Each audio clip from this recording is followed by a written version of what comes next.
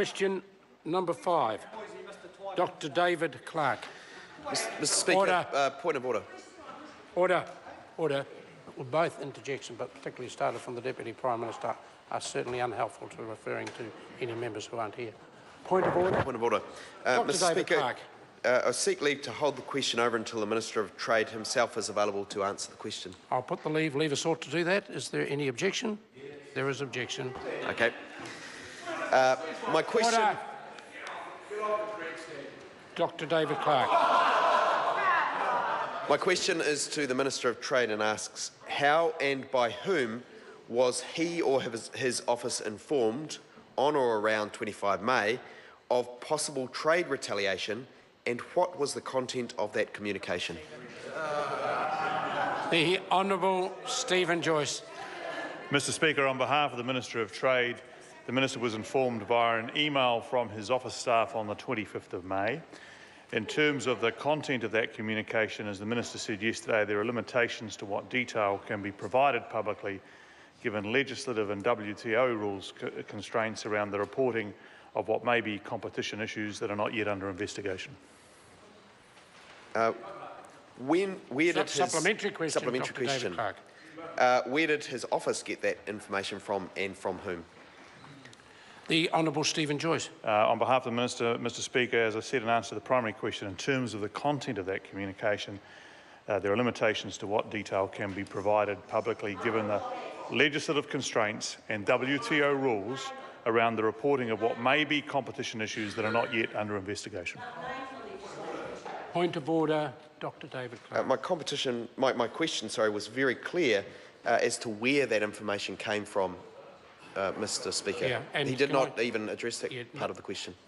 Well, I accept he didn't, but he gave a very good reason for why. Maybe just wants to resume his seat for a minute. The Minister gave a very good reason why he's not prepared to address the question, and I refer the member to Speaker's ruling 1933. He's effectively saying for privacy reasons, commercial sensitivity or national security, it's not in the public interest to give further detail. That's an acceptable position for a Minister to take. Further supplementaries? Supplementary question, Dr. David Clark. Given his statement in the House yesterday that there are, quote, legislative constraints around the reporting of competition complaints that are not yet under investigation, and his reiteration of that today, what specifically are those legislative constraints?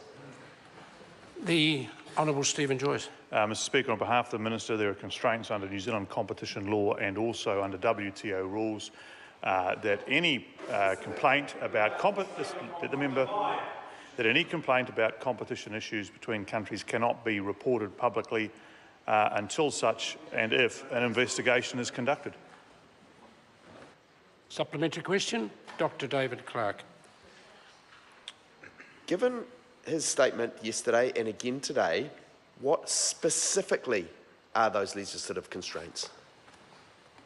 The Honourable Steven Joyce. Oh, Mr. Speaker, on behalf of the Minister, I don't have the exact clause and chapter of the law to hand, but no, it's not an excuse, Mr. Robertson. It's actually the WTO rules and competition law, and they simply the Minister is not in a position in the public interest to disclose further.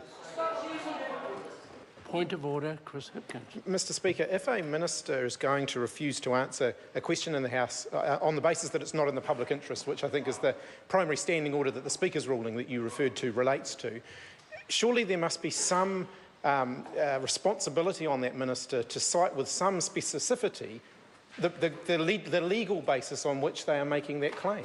No, listen again to what the Minister... the second question was effectively the same, what specific legislation, and the Minister said, I can't give you the specifics. That's an answer given by the Minister. That addresses the question. Further supplementary? Supplementary question, Dr. David Clark. Can he confirm that he's in fact relying on Section 10 of the Dumping and Countervailing Duties Act 1988 to protect the identity of either Pacific Steel Limited or the country of China? And if not, what legislation is he relying on? The Honourable Steven Joyce. Mr. Speaker, on behalf of the Minister, I'm not prepared to confirm the contents of the member's question. It's a different answer.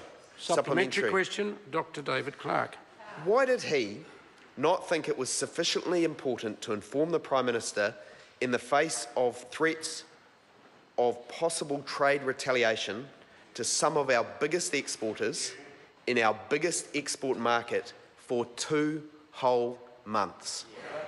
The Honourable Steven Joyce. Mr Speaker, on behalf of the Minister of Trade, the Minister has already acknowledged publicly that he should have provided the Prime Minister a fuller account of the issue and done so sooner, and he's apologised to the Prime Minister for that.